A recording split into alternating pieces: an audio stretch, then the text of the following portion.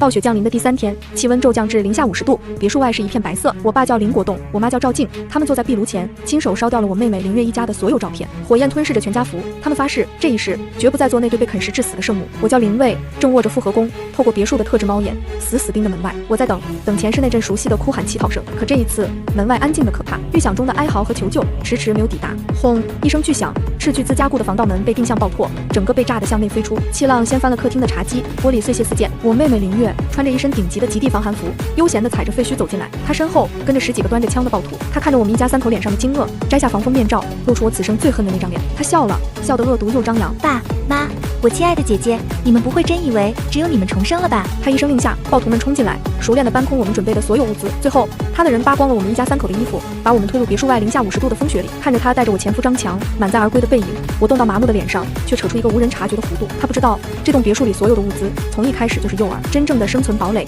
在我们脚下10米深的地下。而她刚刚为了照明和取暖启动的那台备用发电机，连接的是足以将整座山头都掀翻的定时引信。林月，我爸林国栋赤红的双眼死死盯着那个他曾捧在手心的女儿，他高大的身躯在零下50度的严寒中剧烈颤抖。你这个畜生，你到底想干什么？林月停下脚步，她慢悠悠地转过身，怀里抱着一只暖手宝，那是我们家准备的。她身旁的张强，我前世的丈夫，现在的妹夫，一脸谄媚地为她披上一件更厚的貂皮大衣。爸，您怎么能这么说我呢？我当然是来接你们的啊！你看外面多冷，我这不是怕你们在别墅里冻着吗？特地带人来帮你们搬家。她特意加重了搬家2个字。你，我妈赵静气得浑身发抖，她下意识地想把我护在身后。我们没有你这样的女儿，你滚！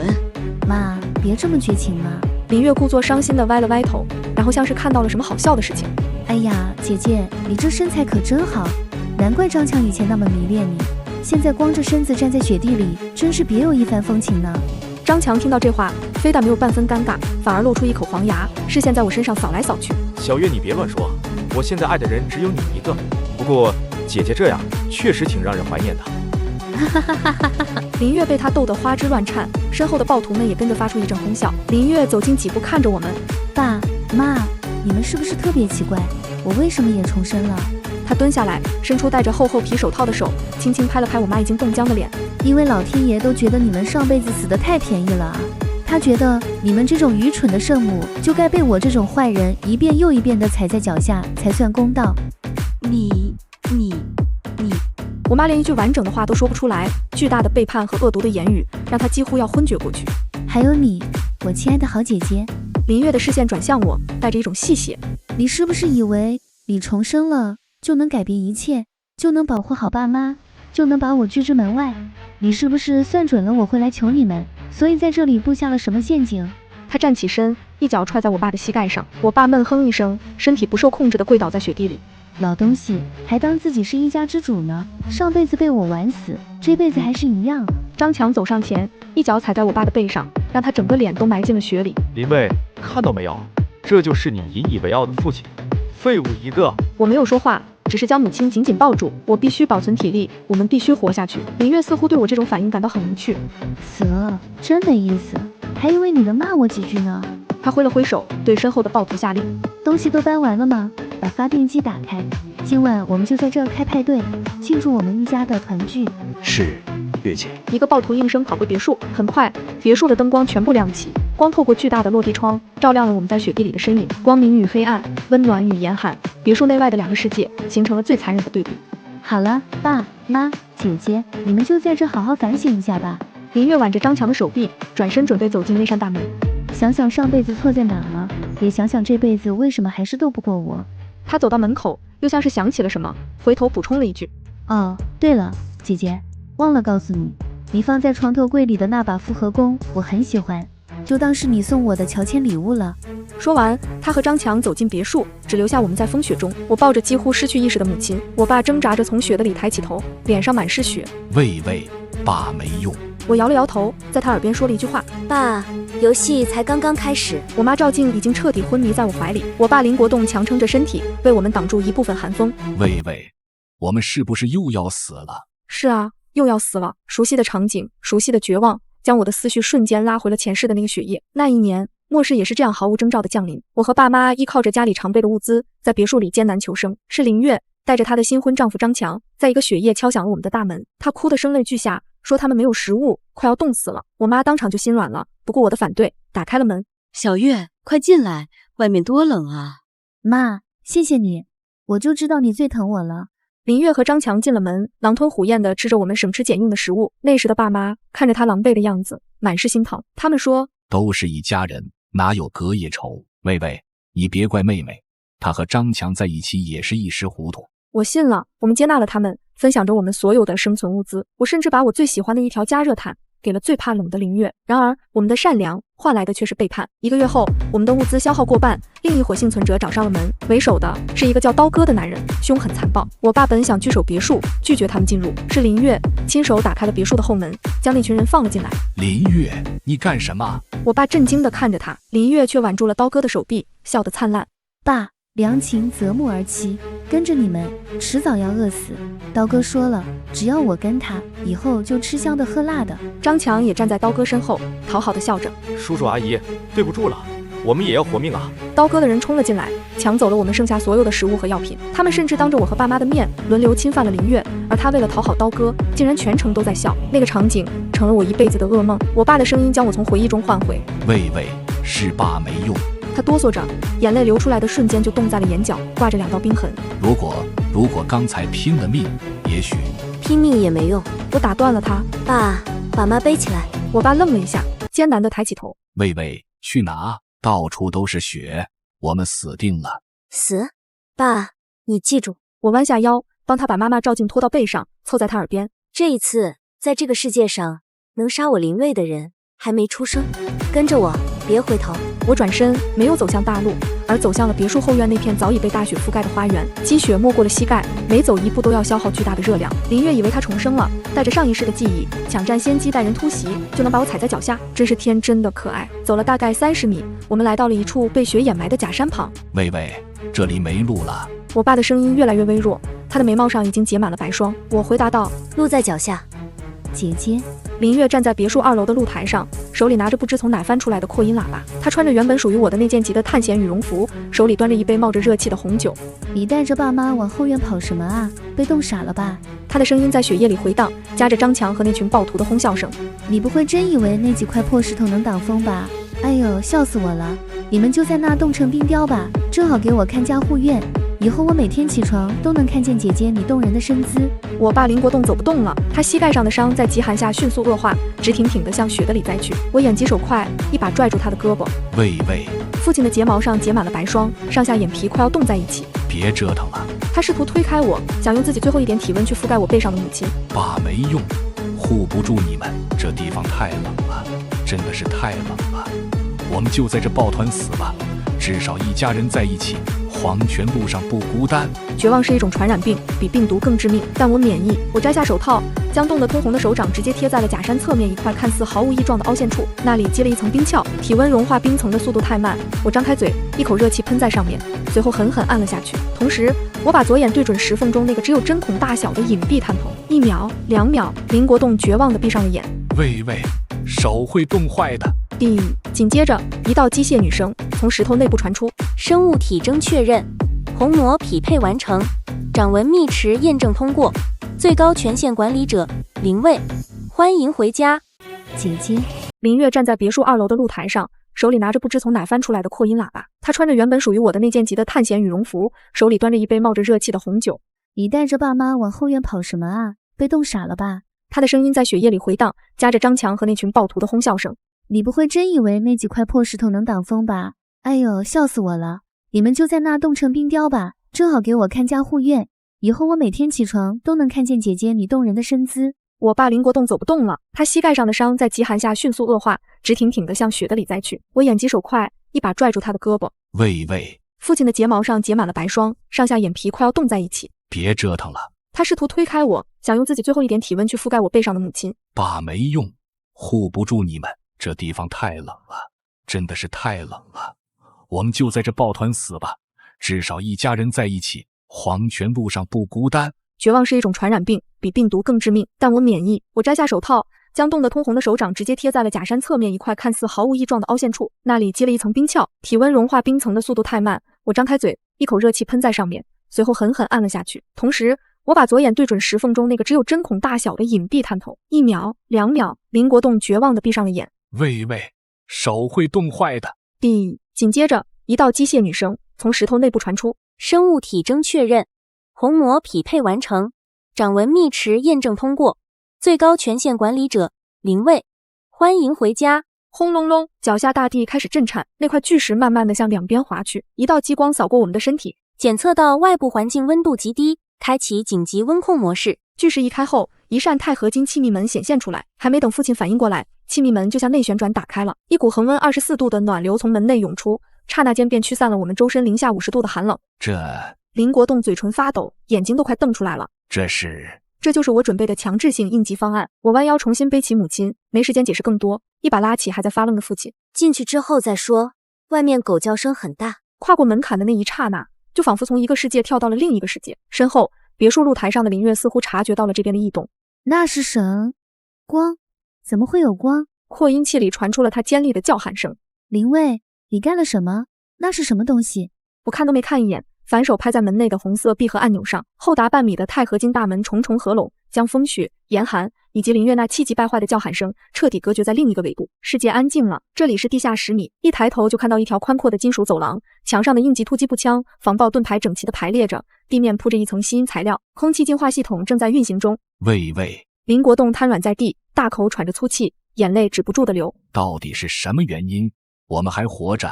这是什么地方？我将母亲放在旁边的医疗担架床上，接通了生命体征监测仪。母亲的心跳曲线虽然有些微弱，但是比较稳定，我就松了一口气。爸爸，这才是真正的堡垒。我脱下那件破烂的外套，露出里面贴身穿着的那米战术背心，走到墙边的中控台前，手指在虚拟键盘上飞快地敲打。别墅只是个幌子，是我用来钓鱼的饵，那里面囤的一半物资都是过期的，或者是空箱子。我调出一个监控画面，巨大的全息投影投射在半空，画面里正是我们刚刚离开的别墅。透过高清夜视探头，可以清晰地看到林月正趴在露台栏杆上，拿着手电筒疯狂地往假山这边照，脸上的表情变成了惊疑不定。而在别墅的地下室，也就是他们此刻狂欢的脚下，一排红色的数字正在无声跳动，那是 C4 炸药的定时引信，倒计时0点59分59秒。林月想要那栋别墅，那就给他。我从旁边的恒温柜里拿出一瓶可乐，拉开拉环，毕竟那是他这辈子最后的晚餐啊。林国栋看着屏幕上那一串跳动的数字，忍不住打了个寒战。喂，你要炸死他们？炸死？我仰头灌了一口可乐，那样太便宜他了。我手指轻点，将别墅内的监控画面放大，同时接通了地下避难所的对外广播系统，但只连接到了别墅内部的音响。我要让他看着我们活得有多好，然后再一点点把他的希望碾碎。我按下了通话键。喂，今晚的派对还满意吗？我的好妹妹。屏幕里林月猛地僵住，惊恐地四处张望。林卫，你在哪？你在装神弄鬼什么？我在哪不重要。我靠在真皮沙发上，看着屏幕里那张惊慌失措的脸，轻声说道：重要的是，你们刚才开启的发电机功率似乎有点大，触发了一些有趣的小机关，建议你们看看脚下。游戏从现在起才真正开始。我坐在人体工学椅上，调整了一下监控探头的焦距。喂，他们找不着我们吗？老妈赵静披着厚厚的羊毛毯，眼神里还带着微笑的惊恐。找不到。从恒温柜里取出一盒自热火锅，拆开包装后，这套地下生存系统的入口采用了军用级的伪装技术，除非他们把那座假山炸平，还得正好炸对位置，否则即使把地皮翻过来也别想进来。屏幕里几个端着枪的暴徒显然对林月的神经质感到不耐烦。臭娘们儿，鬼叫什么？一个满脸横肉的光头大汉走上前，一巴掌狠狠扇在林月脸上。林月被击中后一个踉跄，跌到身后的真皮沙发上，嘴角立刻流出一缕鲜血。龙哥，林月捂着脸，然后换上了讨好的媚笑。我这不是怕那贱人跑了吗？他手里肯定还有物资。跑？往哪跑？龙哥这个光头大汉嗤笑了一声，一口浓痰吐在了毯子上。外面零下50度，神仙出去都得冻成冰棍，那一家3口现在估计早就硬了。他转过头，用枪托捅了捅张强。喂，软脚虾，出去看一下，活着要见面，死了要看到尸体。张强一哆嗦，望着窗外呼啸的风雪，那是通往地狱的大门。龙哥，这天太冷了，我不去。龙哥狞笑一声，拉动枪栓。那我送你一程。我去。张强连滚带爬地站起来，哆嗦着推开了炸毁的大门，走了出去。监控画面切换到室外热成像模式，只见张强在雪地里还没走出5米，就被狂风吹得东倒西歪，积雪没过他的膝盖，他根本不敢去假山那里，只在门口转了一圈，装作四处看看的样子，之后就仿佛一条冻僵了的野狗一样飞奔回去了。龙哥，没有人，脚印都被雪覆盖了，应该是被风吹跑了或者埋在哪里了吧。张强一边搓着冻子的手，一边哈着气汇报。晦气！龙哥骂了一句，显然也没指望能把人找回来。行了，既然人死了，这房子归咱们了。兄弟们，嗖，把吃的喝的都给老子翻出来！别墅内顿时乱作一团，10几个暴徒像蝗虫一样涌入各个房间。喂，老爸林国栋死死盯着屏幕，画面里2个暴徒正从2楼的书房往下搬东西，那是老爸收藏了一辈子的古籍善本，还有几幅他最珍爱的字画。这破纸有什么用？又不能吃。一个染着黄毛的小混混随手翻了翻一本名课本《徐霞客游记》，一脸嫌弃。傻逼，这玩意儿引火好用啊！另一个暴徒哈哈大笑，掏出打火机。这鬼天气冷死了，壁炉里的火不够旺，正好拿这些破烂添把火。不，那是孤本，那是……老爸猛地站起来，下意识想要冲出去，却被我一把按住。屏幕上火焰升腾，那些承载着历史与文化的纸张在壁炉里迅速卷曲发黑，化为灰烬。紧接着是一声刺耳的断裂声，咔嚓！林月为了讨好龙哥，亲自搬来了我那架施坦威钢琴的琴凳，然后指挥2个暴徒把钢琴劈了。龙哥，这木头也是好木头，烧起来肯定暖和。林月笑得一脸谄媚，那是老妈教我弹琴时用的钢琴。老妈捂住了嘴，眼泪流了下来。这一刻，他们眼中的光彻底熄灭了，前世的记忆与眼前的画面重叠。爸妈，我平静地看着这一切，看清楚了吗？这就是末世。我指着屏幕里正在给龙哥捶腿的林月，还有所谓的亲人，只要给一口吃的，他能把亲爹亲妈剁了喂狗。老爸颓然坐回椅子上，整个人仿佛苍老了10岁。老爸盯着屏幕，咬牙切齿地挤出2个字：烧吧，烧得好。只有彻底毁掉过去，才能在废墟上重建新生。喂，老妈擦干眼泪，那个倒计时还有多久？我看了一眼屏幕右下角的红色数字，0点25分30秒，不急。我撕开一包薯片，清脆的咀嚼声在控制室里回荡。好戏才刚刚开场。屏幕里，林月似乎觉得自己的地位稳固了，开始摆起了女主人的架子。张强，你个废物，还愣着干什么？去把地下室的红酒拿上来，龙哥要喝。他一脚踹在正缩在角落里啃指甲的张强身上，张强被踹得一滚，却不敢反抗，只能唯唯诺诺地往地下室跑。等等！龙哥突然开口，一把拽住林月的头发，把她扯到自己怀里。啊，龙哥，疼！林月娇呼一声，顺势倒在龙哥怀里，还不忘抛个媚眼。龙哥满是老茧的大手在他脸上拍了拍。小妞，你刚才说这别墅里囤了足够我们要吃3年的物资。是啊。林月连忙点头。我那个姐姐是个囤积狂，地下室全是进口罐头和压缩饼干，还有发电机和燃油。最好是这样。龙哥眯起眼睛，要是让我发现你在骗我，嘿嘿，兄弟们可是好久没开荤了。周围的暴徒们发出一阵淫邪的哄笑，目光肆无忌惮地在林月身上游走。林月打了个寒战，强颜欢笑道：怎么会呢？我是预言家啊，我都算准了末世会来，怎么会搞错物资？他差点说漏了嘴，重生这种事说出来只会被当成疯子。他现在的身份是拥有预知能力的神棍，这也是他能忽悠住这群亡命之徒的原因。找到了！地下室方向传来张强兴奋的喊叫声：龙哥，好多箱子，全是军绿色的防潮箱，堆满了整个仓库。龙哥眼睛一亮，一把推开林月，提着枪就往地下室冲。走，看看去。一群人浩浩荡荡地冲进地下室，监控画面随之切换。地下室里整整齐齐码放着上百个巨大的军用物资箱，上面还印着骷髅头的标志，看起来极其唬人。我操，发财了！这么多，这下咱们能在这别墅里当土皇帝了。暴徒们欢呼雀跃，甚至有人激动地朝天花板开了一枪。林月站在人群中间，得意洋洋地扬起下巴。看吧，龙哥，我没骗你吧？有了这些，咱们就是这片区域的主宰。他转头看向张强，命令道：还愣着干什么？打开，给龙哥看看什么叫顶级货色。张强搓着手，一脸谄媚地跑过去，掏出撬棍，对准最上面一个箱子的锁扣狠狠一撬，咔嗒，箱盖弹开，所有人都伸长了脖子，贪婪地望向箱内。我也放下了手里的薯片。这一刻，时间仿佛静止，张强的笑容凝固在脸上，龙哥的表情从期待变成了错愕，紧接着是暴怒。箱子里没有罐头，没有武器，没有药品，只有整整齐齐的红砖。这……张强傻眼了，他不信邪地把上面的砖头扔出来，下面还是砖头。开别的，快开别的！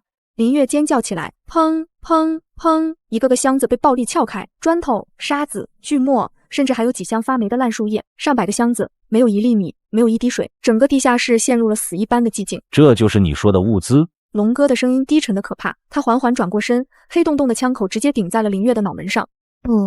不是的，不可能。林月吓得瘫软在地，裤裆瞬间湿了一片。肯定是林卫，是那个贱人，他把东西藏起来了。龙哥，你信我，他肯定没跑远，就在附近。附近？龙哥怒极反笑，一脚踹在林月的小腹上。啊！林月惨叫一声，整个人蜷缩起来。刚才不是你说人死了吗？现在又说在附近？龙哥踩着林月的脸，用力碾压。耍老子是吧？拿一堆砖头糊弄老子是吧？龙哥，别杀我，别杀我！林月哭得鼻涕眼泪糊了一脸。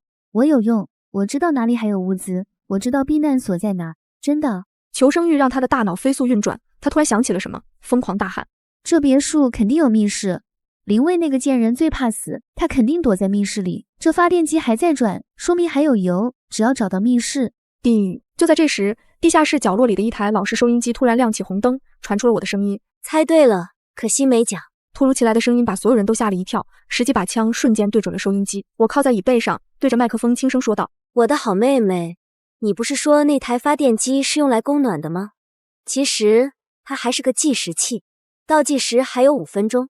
建议你们看看发电机底座下面那几根红蓝线连接的是什么。龙哥脸色巨变，猛地推开挡路的小弟，冲到发电机旁，趴下一看，只见发电机底部密密麻麻地绑着一圈 C4 塑胶炸药，红色的数字正在疯狂跳动。0.04分59秒。操！龙哥转身就往楼梯口跑。跑，快跑！有炸弹！暴徒们瞬间炸了锅，争先恐后地涌向狭窄的楼梯口。别急，滚开！还死老子了！混乱中，有人开枪了，枪声、惨叫声、咒骂声混成一片。林月被撞倒在地，还没等爬起来，就被一只大脚狠狠踩在手上。啊！我的手！他惨叫着，看着张强像疯狗一样踩着他的身体往上爬。张强，带上我，我是你老婆啊！林月死死抓住张强的裤脚。张强回过头，那张平日里唯唯诺诺的脸上，此刻满是狰狞。去你妈的老婆！要不是你个丧门星，老子能来这送死？他狠狠一脚踹在林月脸上，把他踹得鼻血横流，然后头也不回地冲了上去。我看着这出狗咬狗的好戏，拿起桌上的可乐，和老爸老妈碰了一下杯。爸妈，庆祝一下！庆祝什么？老爸看着屏幕，眼神复杂。庆祝我们重获新生。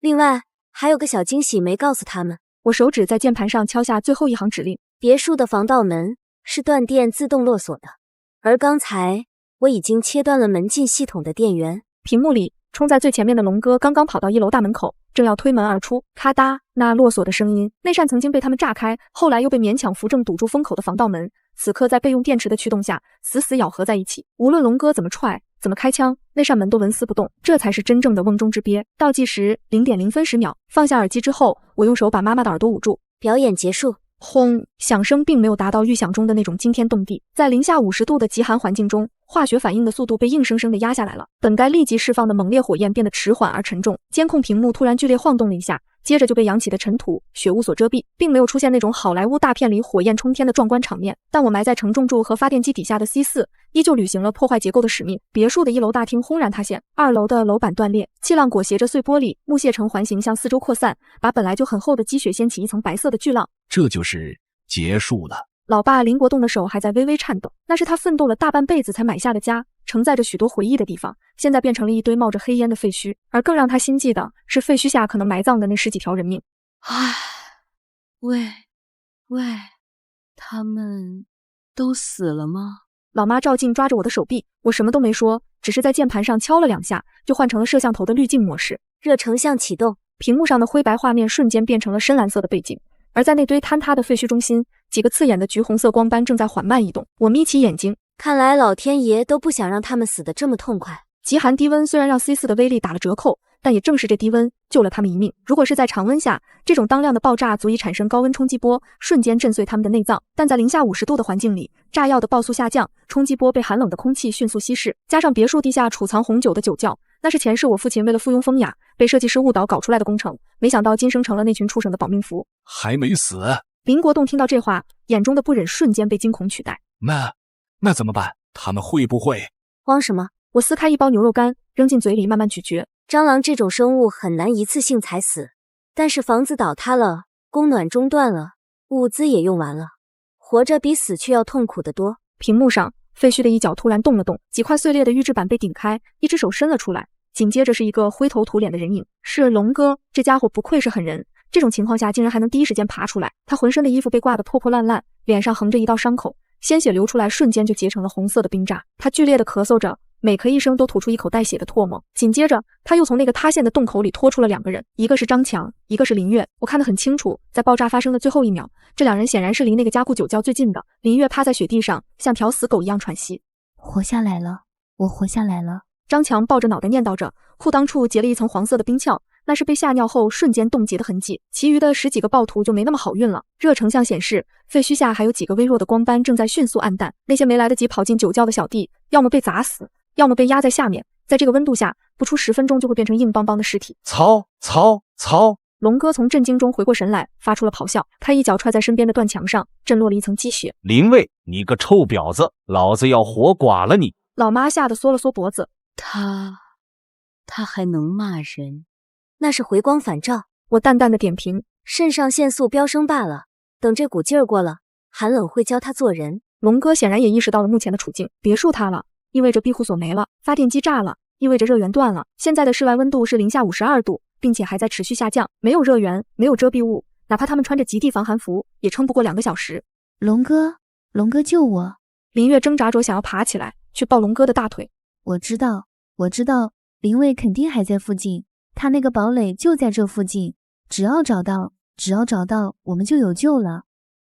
龙哥反手就是一巴掌，直接把林月抽得在雪地上滚了2圈。你他妈还有脸说？龙哥双眼赤红。这就是你说的物资，这就是你说的安全。老子的兄弟折了一大半，现在的物资全是一堆破砖头。他大步走过去，一把揪住林月的头发，将他的脸狠狠按进雪里。如果不是你说有物资，老子会带人来这种鸟不拉屎的地方。如果不是你，老子现在还在市中心的商场里吃香喝辣。呜！林月拼命挣扎，双手胡乱抓挠。张强缩在一旁，瑟瑟发抖，连个屁都不敢放。这男人前世把我推出去换粮食的时候那么果断，现在看着自己的新欢被虐待，却怂得像个孙子。别打了，龙哥。林月好不容易把头抬起来。我有用，我真的有用。我知道未来会发生什么，我知道哪里有空投物资，别杀我。听到空投物资4个字，龙哥的手顿了一下。末世之中，信息就是命。虽然这女人刚才坑惨了他，但万一她说的是真的呢？龙哥松开手盯着他，再给你最后一次机会，那个贱人的堡垒到底在哪？林月大口喘息着，他四处乱瞟，最后锁定在了后院的方向，也就是我们所在的假山位置。在那里。林月指着假山，刚才就感觉不太对劲，雪滑下来的时候好像被什么东西挡住了，那里肯定有入口。我不由得挑了挑眉，该说不说，人在生死关头爆发出的观察力确实惊人。刚才假山的气密门关闭时，确实因为震动导致上方的积雪滑落形态有些许异常，没想到这都被他捕捉到了。喂，他发现我们了！老爸一下子站了起来，顺手抄起了墙上的复合弓，虽然姿势还有些生疏，但眼神里已经多了一份决绝。发现了又怎么样？我按住爸爸的手，让他坐下来。爸爸，你认为我花了数千万打造的乌龟壳，会是几个被冻得半死的流氓能撬开的吗？屏幕上龙哥也注意到了假山的异常情况，那座假山虽然被雪覆盖，但在周围一片平坦的废墟映衬下，确实显得有些突兀。走！龙哥踢了一脚装死的张强，过去看看。3人踉跄着向假山那边移动过去，风雪越来越大，能见度不到5米。他们走到假山前，龙哥伸出手，摸到了那块伪装成岩石的钛合金大门外壳，冰冷坚硬，而且有人工打磨的痕迹。操，真的在这！龙哥眼睛里迸发出狂喜的光芒，这块石头是假的，后面有门。他举起手里那把还在滴水的 AK-47，对着假山就是一梭子，哒哒哒哒，火星四溅，子弹打在钛合金外壳上，只留下了几个浅浅的白点，连漆都没掉多少。林卫，我知道你在里面。林月像是抓住了救命稻草，他在门缝上疯狂拍打。姐姐，我错了，我是小月，你开门，外面好冷，爸妈会心疼我的，你让他们开门。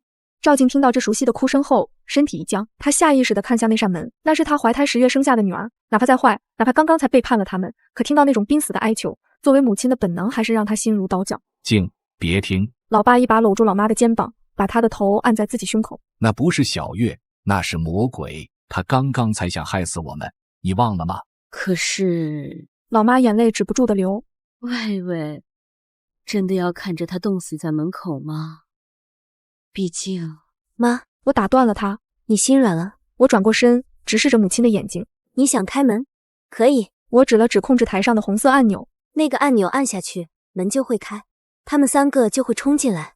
龙哥手里有枪，张强是个没有底线的懦夫，林月恨不得把皮包了。门一开，不出5分钟，老爸会被龙哥一枪爆头，或者被砍断手脚扔出去喂狗。你会成为他们3个人的泄欲工具，玩腻了再杀。至于我笑了笑，指了指自己的脖子。尹月大概会用最钝的刀，一点一点割开我的喉咙，看着我血流干。这就是你开门的后果。你想选哪一个？是一家人整整齐齐地死在他们手里，还是看着那3个畜生在外面变成冰雕？这段话很残忍，也很直接，但我必须说，上一世我们就是死在心软这2个字上。我不允许这一世的堡垒从内部被攻破。老妈看着我，又看了看老爸，她颤抖着深吸了一口气。不开门，他们该死。说出后，老妈眼神里的那丝犹豫终于彻底消失了。我满意的点了点头，这才是末世生存的第一课。收起你那泛滥的同情心，那是自杀的毒药。既然不开门，那就给他们加点料吧。我转回身，手指在键盘上飞快舞动。魏魏，你想干什么？老爸问道。他们不是觉得冷吗？不是想要物资吗？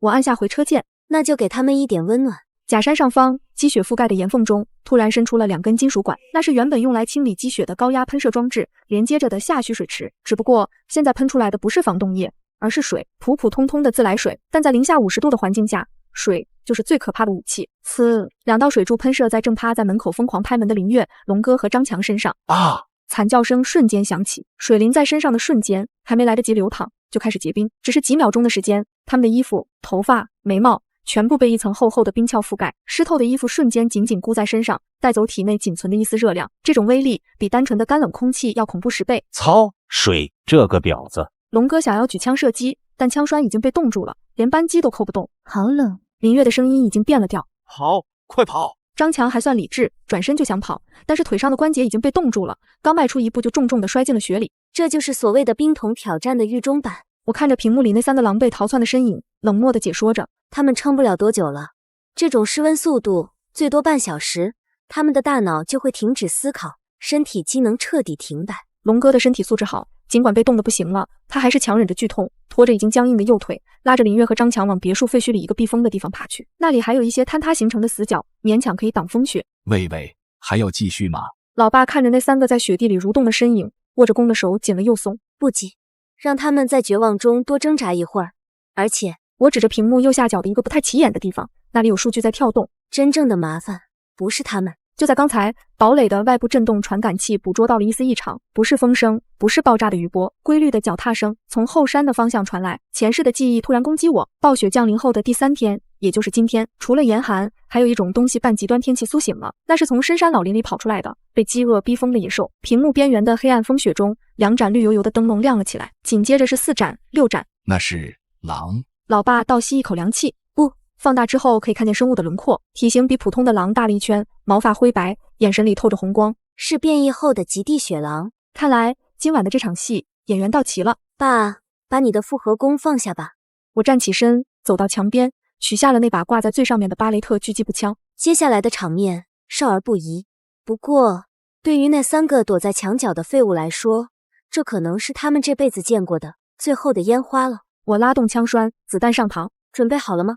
狩猎开始。瞄准镜的十字准星里，不是一只，是一群。起伏的雪丘后，10几头体型硕大的变异雪狼呈扇形包抄过来，他们显然饿极了，盯着废墟角落里那3坨冰雕的眼神，就像盯着刚出炉的烤肉。嗷呜！那是什么声音？废墟角落里，龙哥猛地打了个激灵，求生本能让他暂时克服了低温带来的麻木。他费力地抬起结满冰渣的眼皮，看到了一双双在夜色中跳动的鬼火。狼，是狼！张强吓得裤裆再次一热，这次连尿都流不出来了。龙哥，开枪！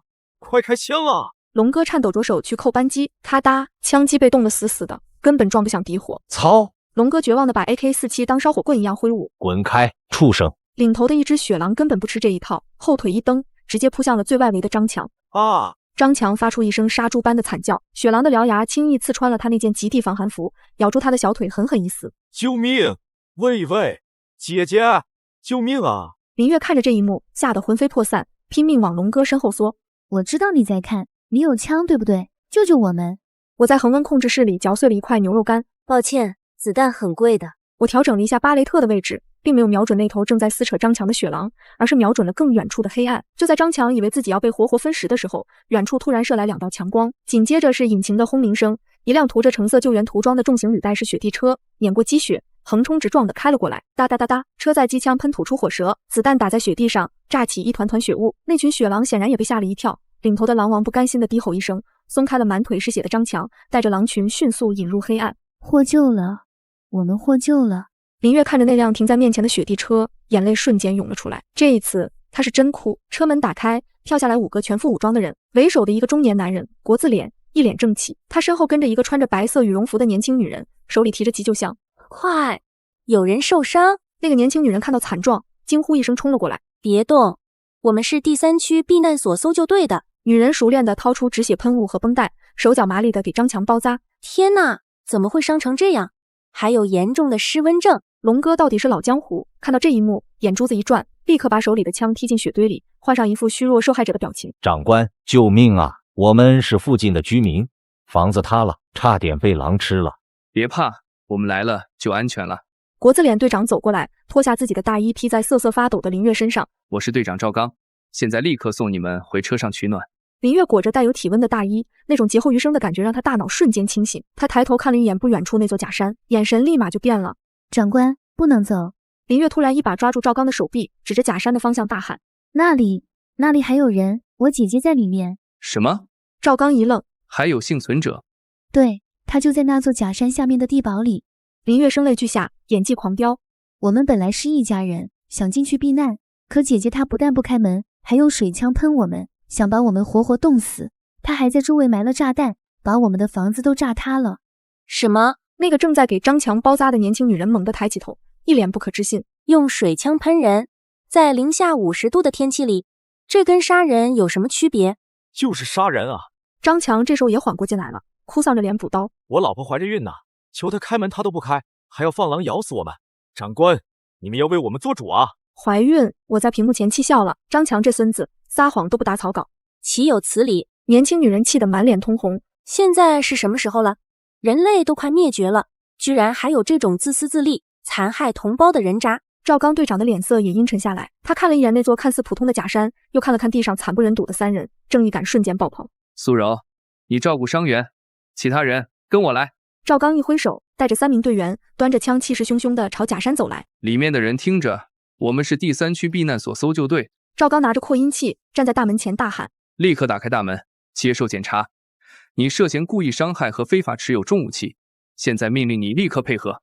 监控屏幕里这一幕显得格外讽刺，真正的暴徒被他们奉为上宾，而我这个在自家堡垒里吃火锅的人却成了通缉犯。喂，这……老爸林国栋看着屏幕，那是官方的人，我们要不要？爸，我按住他的手，在末世，谁有枪谁就是官方，谁有粮谁就是真理。我按下通话键，滚！只有1个字。门外的赵刚显然没料到会得到这种回复，愣了一下，随即勃然大怒。你怎么说话呢？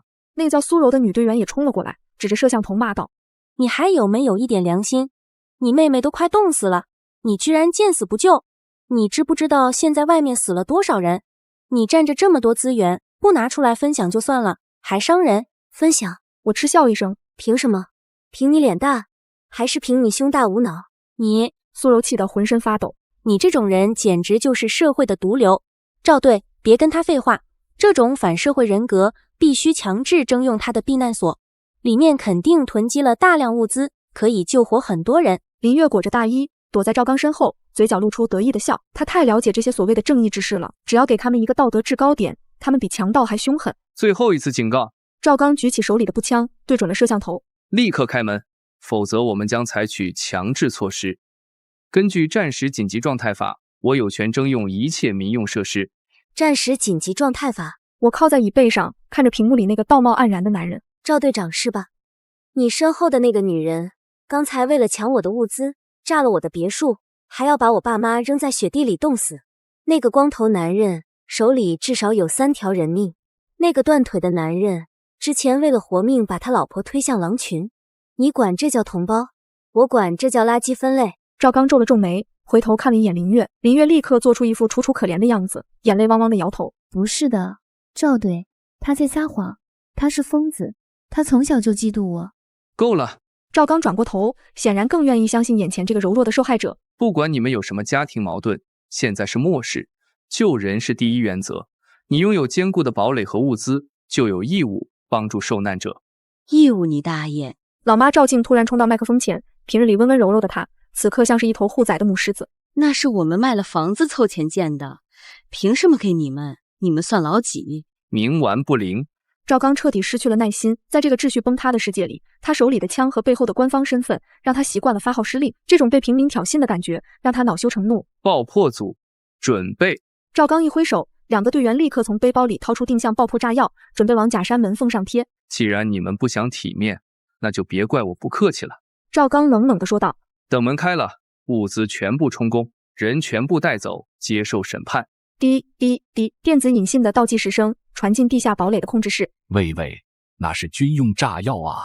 林国栋看着屏幕上那2个黑色的方块贴在假山石门的缝隙处，声音都在发颤。这门能顶住吗？我瞥了一眼墙上的结构图 ，C4 而已，又不是核弹。我顺手把控制台的音量调大。爸，别太迷信官方这2个字。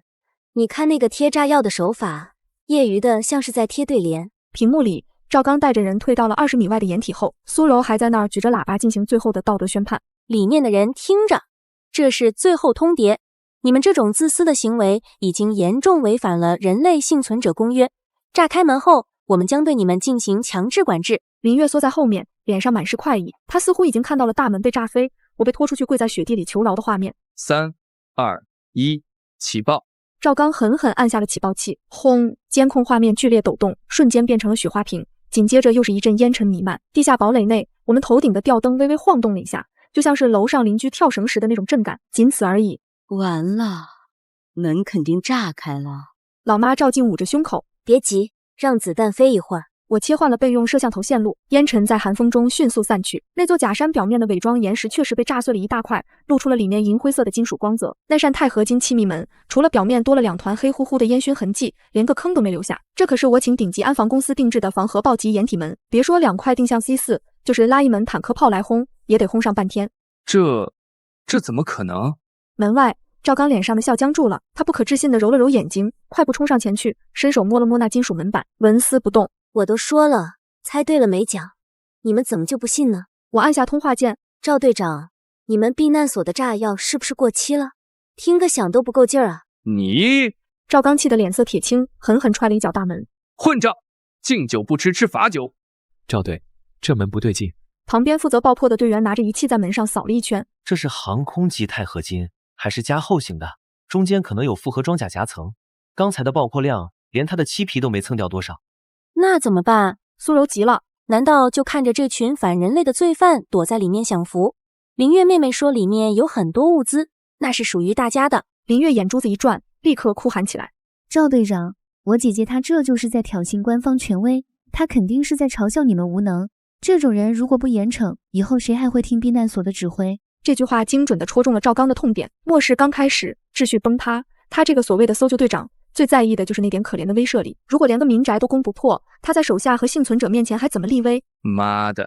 赵刚吐了一口唾沫。本来不想动真格的，老三，去车上把那个拿下来。被点名的队员愣了一下。赵队，那是用来破拆银行金库的，要是用了，里面的人可能会被震死或者缺氧。执行命令！赵刚咆哮道。这种反社会分子死不足惜。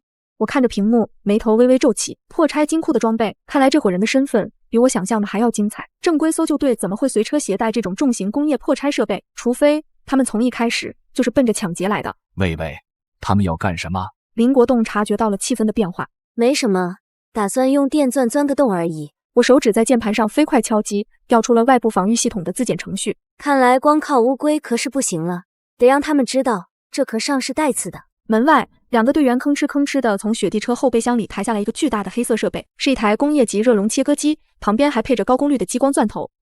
蓝色的激光束打在钛合金门上，发出噪音。堡垒内部的警报声瞬间响起来。警告！警告！检测到高能热源持续切割，外层装甲温度急剧上升，预计穿透时间15分钟。红色的倒计时再次出现，这一次不是演习。喂，这怎么办？老妈慌了神。15分钟，他们就要进来了。慌什么？我从抽屉里拿出一副墨镜戴上。15分钟足够他们死10次了。苏柔小姐不是喜欢站在道德制高点吗？赵队长不是喜欢代表官方吗？我打开了堡垒外墙的扩音器，这一次我把音量调到了最大。喂，外面的强盗们停一下手里的活。停手！赵刚冷笑一声，手中的动作没停。怎么怕了？现在求饶已经晚了，等门开了，老子不仅要没收你的物资，还要把你这种反人类的疯子挂在路灯上。苏柔也来了劲，她扶了扶被风吹歪的防风镜，对着摄像头大义凛然地喊道：你现在唯一的出路就是主动配合，打开大门，交出控制权，或许还能看在你主动悔过的份上，留你一条全尸。林月在旁边兴奋得直哆嗦，鼻涕冻在脸上也顾不得擦，尖叫着：姐姐，你听到了吗？赵队长是代表正义来审判你的，你那些物资都是偷来的、抢来的，本来就该充公。控制室内，我看着这群跳梁小丑。赵队长，如果我没看错的话，你手里那台型号为 K900 的热熔切割机是大洋安保公司的专属设备吧？我对着麦克风，这玩意儿通常只配备给银行金库的安保系统维护，或者用来抢劫金库。据我所知，第3区避难所的装备清单里可没有这号东西。门外的赵刚手抖了一下，激光束偏离了半寸。你胡说什么？赵刚随即恼羞成怒，这是特批征用的，你懂个屁！特批征用？我轻笑一声。那这辆编号为 C17的雪的车，原本隶属于吉的科考队，他们在城西失联，车上5名科考队员尸骨无存。赵队长，这车上原来的血迹擦干净了吗？这句话一出，苏柔下意识地看了一眼身后的雪地车，那里确实有一块被重新喷漆遮盖的痕迹。你血口喷人！苏柔尖叫道：我们是来救人的，你竟然污蔑英雄！英雄！我把监控画面放大，对准了那2个正在操作切割机的队员。左边那个脖子上有个蝎子纹身，那是城南黑虎帮的标志。右边那个缺了半只耳朵，如果我没记错，是个强奸惯犯，通缉令还在我电脑里存着呢。一群杀人越货的强盗，披了张皮就真当自己是救世主了。苏小姐，你的演技太浮夸了，奥斯卡欠你一座小金人，但阎王爷只欠你一张单程票。闭嘴！闭嘴！给我炸开他！赵刚彻底撕破了脸皮，既然底裤都被扒干净了，也就没必要装了。老三，功率开到最大，给我切！切开了，马上就切开了。苏柔躲在赵刚身后，兴奋的声音都在发颤。林卫，你看到了吗？这就是正义的火焰。等门一开，我看你还怎么嚣张。林月更是激动的顾不上寒冷，她趴在雪地上。姐，你现在跪下来求我还来得及，只要你答应做赵队长的狗，我可以替你求求情，让你少受点罪，哈哈哈。地下堡垒内，警报声回荡在控制室。警告，外层装甲温度临界。警告。老妈紧紧抓着老爸的手臂。魏魏，真的没事吗？那光看着好吓人。我坐在人体工学椅上，慢条斯理地戴上一双绝缘手套，顺手拿起桌上的墨镜递给老爸老妈。爸妈，戴上。干什么？老爸一愣，闭眼，会有强光。我手指悬停在回车键上方。赵刚这群蠢货，真以为我花了几千万打造的门就只是一块厚铁皮？早在建造之初，我就在大门外层的金属板下预埋了石墨烯导电网，连接着超高压工业电容组。而刚才那场看似为了恶心他们的洒水游戏，其实是为了在门口的面上铺设一层完美的盐水冰导电介质。现在的他们就站在一张巨大的电网上。给你们免费做个电疗，不用谢。我重重敲下回车键，雷霆防御模式启动。门外，赵刚正幻想着攻破堡垒后怎么享用里面的物资和那个不知天高地厚的女人。突然间，他觉得脚下的冰面有些酥麻，紧接着便有一阵令人不安的嗡鸣声从门里传出来。什么声？话音未落，自轰，一道蓝白色的电弧瞬间从大门表面爆发，激光切割机首当其冲，在满负荷运转的情况下，内部电路在高压电流的冲击下瞬间过载，伴一声巨响，机器炸成了一个火球，无数的零件就像弹片一样四处飞散。操作机器的2个暴徒还没有来得及发出惨叫，就被高压电机飞了出去，他们重重摔进雪堆里，冒着黑烟，再也没了动静。赵刚、苏柔和林月等人站在湿漉漉的导电冰面上，虽然没有直接碰到大门，但是数万伏的跨步电压一瞬间就穿过他们身体了。赵刚浑身僵直，眼球上翻，手里的枪掉在地上，整个人剧烈抽搐。苏柔美丽的长发突然变得蓬乱不堪，口吐白沫的倒在地上。林月翻着白眼在冰面上不停打摆子，裤裆里流出了腥臭的液体。电弧持续了3秒钟，空气中弥漫着一股焦糊味的味道。当电流消失，世界重新归于寂静。我打开扩音器，清醒了吧？我的门上带刺。赵刚到底是强化过的身体素质，在地上抽搐了半分钟，竟然硬生生缓过了一口气。他满脸焦黑，头发还在冒烟，眼神中却充满了愤怒。撤！那2个操作员已经死透了，剩下的几个人也都半死不活，强攻显然是不可能了。赵队，我的腿没知觉了。苏柔哭喊着，他的双腿因为刚才的电击导致神经麻痹，根本站不起来。闭嘴，废物！赵刚怒吼一声，挣扎着爬起来，拖着苏柔往后退。他看向不远处那辆侧翻的雪地车，回车上，拿 RPG， 老子不过了，把这座山头给我平了，我看他能躲到什么时候。张强这会儿倒是跑得快，连滚带爬的钻到了雪地车后面，大口喘着粗气。林卫，你完了，这车是防弹的，我们在车里很安全，还能轰死你，你有本事出来啊，缩头乌龟！看着屏幕里这群狼狈却依旧不死心的东西，我摇了摇头，真是不见棺材不落泪。我转头看向老爸，爸，还记得我之前买的那几十架农用无人机吗？老爸正透过墨镜看着屏幕上的惨状，闻言一愣，记得，你说以后要在山上种菜用的。种菜那是以后的事。我在键盘上输入指令，现在他们是最好的外卖员。外卖？老妈不解，给那些饿着肚子的邻居们送点调料。我按下发射键，堡垒顶部的积雪被液压装置顶开，露出一个个隐蔽的发射井。嗡嗡嗡，十几架涂着白色迷彩的重型6旋翼无人机在风雪的掩护下升空。它们没有挂在炸弹，而是挂着一个个装满红色液体的喷洒箱。屏幕上，赵刚已经从车里拖出了那具墨绿色的火箭筒，正咬牙切齿地往肩膀上扛。去死吧，臭婊子！赵刚怒吼着，手指扣向扳机。就在这时，天空下起了红雨，十几架无人机悬停在雪地车上空，喷头全开，红色的雾状液体瞬间覆盖了整辆雪地车，也淋了赵刚、苏柔、林月和张强一身。那液体带着一股浓烈的腥甜味。这是什么东西？血！苏柔惊恐地抹了一把脸。不管是什么，先炸死他！赵刚不管不顾，就要发射。然而，无人机并没有飞走，而是开始播放一种奇怪的声音，那是一种低频的脉冲声，咚咚咚，声音在雪夜里传得很远。赵刚愣了一下，还没反应过来这是什么战术。突然，黑暗中亮起了一双绿油油的眼睛，紧接着是第二双、第三双。原本因为枪声和爆炸声而退散在远处的变异狼群，此刻像是受到了某种致命的召唤。那股红色的液体是我前世在末世后期才搞到的配方，高浓度变异兽诱导剂。对于这些饥饿的野兽来说，淋了这种液体的人散发着无法抗拒的美味。好，狼群疯了，他们不再试探，不再畏惧，从四面八方涌向那辆雪地车。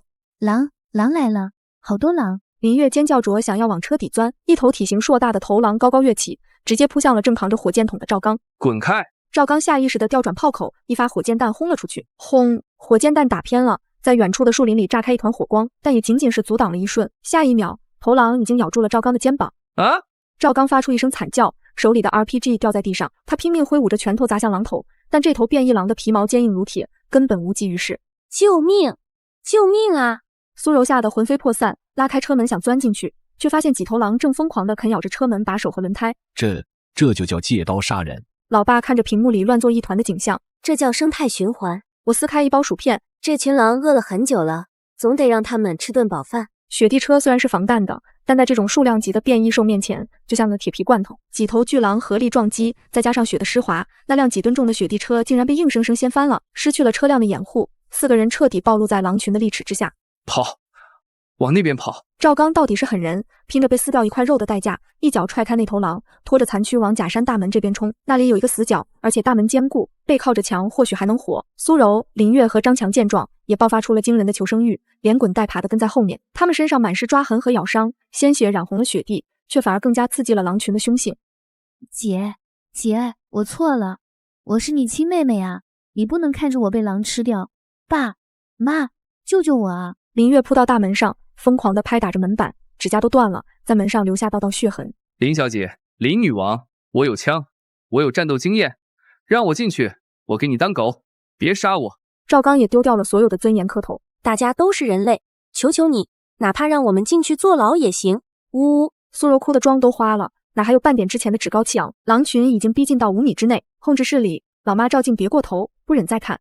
喂，想进来？我打开麦克风，门外的4人猛地抬头，眼中爆发出狂喜的光芒。想，我们想。好啊，我淡淡道，既然是一家人，就给你们一个机会。大门缓缓向两侧滑开，露出了里面灯火通明的通道。那是一间长约5米的全透明玻璃房，看起来干净温暖。开了，门开了，4人如蒙大赦，发疯一样往里面冲。张强因为腿上有伤跑得慢，竟然被苏柔一把推倒，踩着他的背跳了进去。滚开，别挡路！人性在这一刻展现的淋漓尽致。当最后一个人滚进通道，外面的几头狼正要跟着扑进来，外层大门重重关闭，将狼群和风雪彻底隔绝在外。世界安静了，4个人瘫软在玻璃房的地板上，大口大口地喘着粗气，脸上带着劫后余生的狂笑。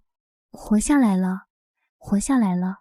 林月抱着膝盖，痛哭流涕。他们抬起头，透过内侧的防弹玻璃，清晰地看到了里面的场景。我就坐在距离他们不到3米的地方，手里端着一杯冒着热气的可乐。老爸老妈坐在壁炉旁，桌上翻滚着红油火锅。姐，我就知道你最好了。林月爬到玻璃墙前，贪婪地看着那锅肉。我饿了，让我进去吃一口，就一口。别急，我站起身，手里拿着一个遥控器，走到玻璃墙前，看着他们。消毒是在那儿。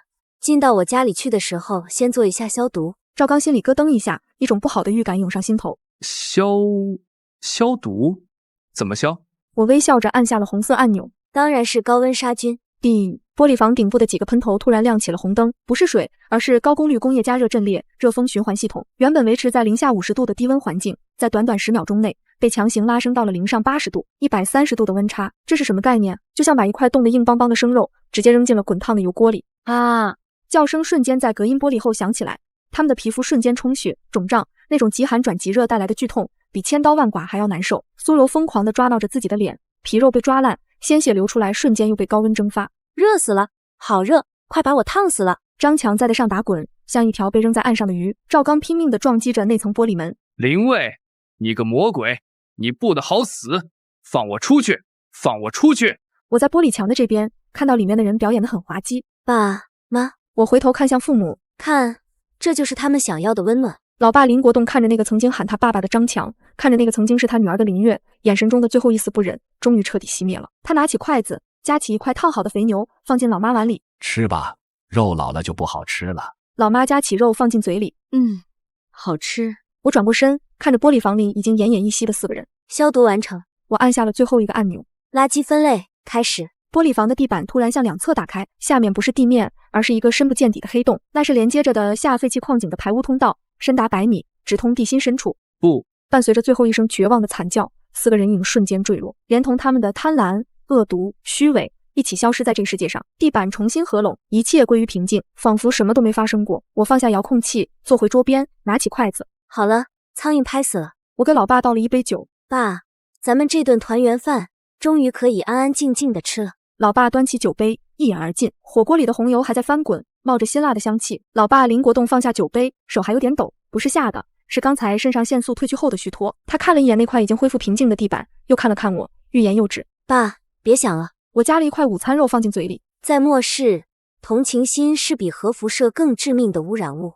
刚才那一下，不仅是清理垃圾，更是为了测试这套排污系统的承载力。老妈赵静叹了口气，起身收拾碗筷。魏说的对，要是让他们进来，现在躺在排污管里的就是咱们一家3口了。他顿了顿，眼神变得坚定。以后这种事，妈来按按钮。我笑了笑，没说话。上一世那个连杀鸡都不敢看的母亲，终于在死亡的教训下毕业了。吃完饭，我回到中控台，屏幕上那辆侧翻的雪地车周围，狼群已经散去，只剩下满地的狼藉和被撕碎的破布条。那是赵刚他们留在这个世界上最后的痕迹。喂，那辆车。爸爸凑过来看着屏幕里那辆橙色的大车，还能用吗？那是 C17型科考车，全地形履带，防弹玻璃，自带核电池供暖。我的手指在键盘上敲击着，2架重型工程无人机就飞到了废墟上。赵刚那群蠢货只会开枪，根本不懂这车的价值。只要没炸坏引擎，这就是咱们在这个冰封世界里的腿。无人机的机械臂垂下钢索，熟练地将侧翻的雪地车扶正。经过扫描后，发现车身有几处凹陷，但是核心的动力系统是完好的。最重要的是，车顶上的军用级短波通讯阵列只是天线歪了。赚了！我吹了声口哨，通讯设备的价值远远超过那辆车本身。有了它，我就能监听到方圆500公里内所有的无线电信号，包括那些官方避难所的加密频道。爸爸，你会修车吗？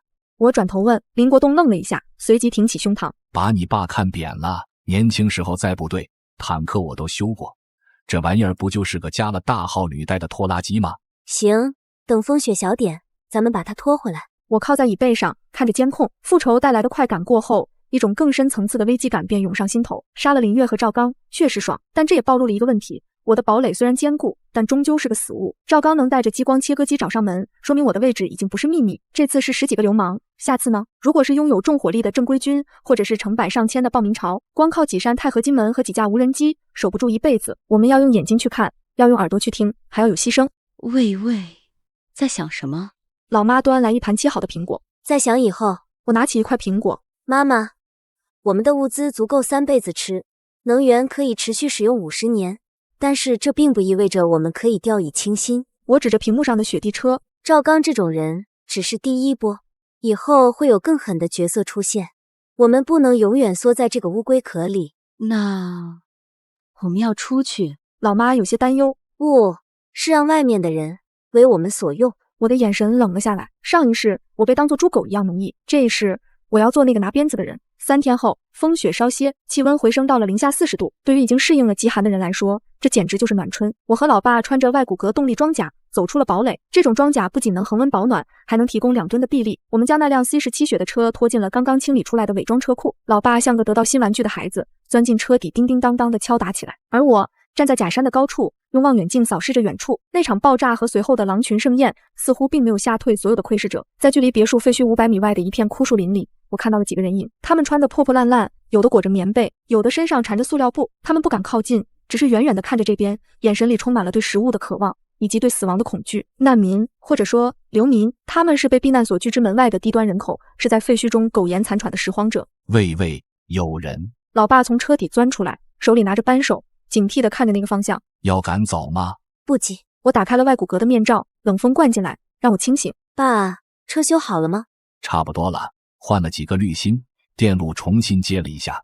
好，我点点头，启动广播。堡垒外墙的扩音器再次响起。这里是私人领地，靠近警戒线100米者杀无赦。枯树林里的人影骚动了一下，有人转身想跑，但更多的人还是站在远的。饿死是死，被打死也是死，万一呢？但是话锋一转，我这里需要清理废墟，搬运食料，每清理1吨建筑垃圾，可换取1包压缩饼干和500毫升净水，仅限前10名。想活命的，拿着工具到警戒线外排队。过了1分钟，枯树林里突然爆发出一阵骚乱，几十个原本冻得僵硬的人，此刻像是打了鸡血一样，疯狂地朝这边冲来。有人摔倒了，立刻手脚并用地爬起来；有人为了抢在前面，甚至把身边的人推倒。1包饼干，在和平年代，那是喂狗都嫌干的垃圾，在这里，那是命。喂，这……老爸看着那群疯狂的人，有些不忍。咱们物资那么多，给他们一点也没什么。爸，我打断了他，记住了，升米恩，斗米仇，白给的食物换来的一定是贪婪和背叛，只有通过劳动换来的，他们才会珍惜，才会守规矩。我举起手里的突击步枪，对着天空扣动扳机，哒哒哒，枪声让疯狂的人群瞬间急刹车。我说过，排队。我看着他们，谁再敢抢跑或者推搡别人，就永远留在这当肥料。人群瞬间安静下来，恐惧战胜了饥饿，他们开始颤颤巍巍地排成一列，眼神里虽然还有贪婪，但更多的是敬畏。我看着这群衣衫褴褛的人，心中毫无波澜。这就是我的第一批员工，虽然他们现在看起来像乞丐，但只要给一口吃的，他们就是最廉价、最忠诚的劳动力。我要用这群人在假山周围建起一道真正的城墙，我要把这里打造成末世里的巴比伦塔。第一个，我指了指排在最前面的一个中年男人，他满脸冻疮，但眼神还算清明。你会干什么？男人哆嗦着，哈出的白气瞬间结霜。我是土木工程师，1级注册的，我会盖房子，会看图纸。很好，我扔给他一把工兵铲，去把那边的砖头清理出来，码整齐。做完了，领2包饼干。谢谢老板。男人激动地跪在地上磕头，抓起铲子就冲向废墟，那速度比逃命还快。下一个，队伍里一个瘦小的女孩举起了手。姐姐，我是学医的，虽然还没毕业，但我会包扎，会缝合。我看了一眼她那双冻得发紫的手，进去车库暖和一下，待会儿我有活给你。女孩愣住了，随即眼泪夺眶而出。在这个只有杀戮和强暴的世界里，由于女性体能的劣势，往往是最先被抛弃的。能被收留，哪怕只是暂时的，也意味着天堂。筛选再继续，有人被录用，有人被驱逐。被驱逐的人哭喊着，哀求着，但在黑洞洞的枪口下，只能绝望地离开。我很残忍吗？或许吧，但我救不了所有人，我只能救有用的人，或者听话的人。2个小时后，10个幸运被选了出来，他们有的在搬砖，有的在清理积雪，有的在维修外围的铁丝网。虽然动作笨拙，虽然体力不支，但没有人敢偷懒，因为旁边就站着一台全副武装的战斗机器人，红色的电子眼时刻扫描着他们的动作。老爸看着热火朝天的工地，若有所思。喂，你说的很有道理，他们很卖力地做着自己的事情，并且眼里闪烁着光芒，那是希望之光。我转身走进堡垒，只要给他们一个活下去的目标，人就会爆发出惊人的潜力。回到控制室后，我摘下头盔，深深地吐了口气。第一步迈出去了，虽然只是一小步，但是这说明我们已经不是被动的幸存者了，而是主动的建设者。滴滴滴！就在这时，控制台上的短波电台从雪地车上拆下来之后亮起红灯了，一个断断续续的声音传了出来：滋，呼叫，这里是第7区，滋，遭遇失潮，请求支援。声音戛然而止，我和老爸从对方的眼中也看到了震惊。第7区，距离此处300公里的地方有一个大型的官方避难所，失潮，核电站泄漏，这是什么东西？我看着屏幕上那个不断闪烁的坐标点，看来现在的世道比我们想象的要混乱很多。我在地图上画了一条线，核电站使用的是高浓度铀燃料棒，我们这台微型反应堆最缺少的就是口粮。爸，你准备好？我眼中闪烁着野心的光芒。我们的业务范围要扩大了。在秩序崩溃的时代里，危机常常与暴力并存。既然要成为末世中的领主，就必须有吞并一切的胃口，不论是人还是资源。窗外风雪依旧，但在那厚厚的云层之上，仿佛有一双无形的大手正在重新洗牌这个世界。而我要做那个发牌的人。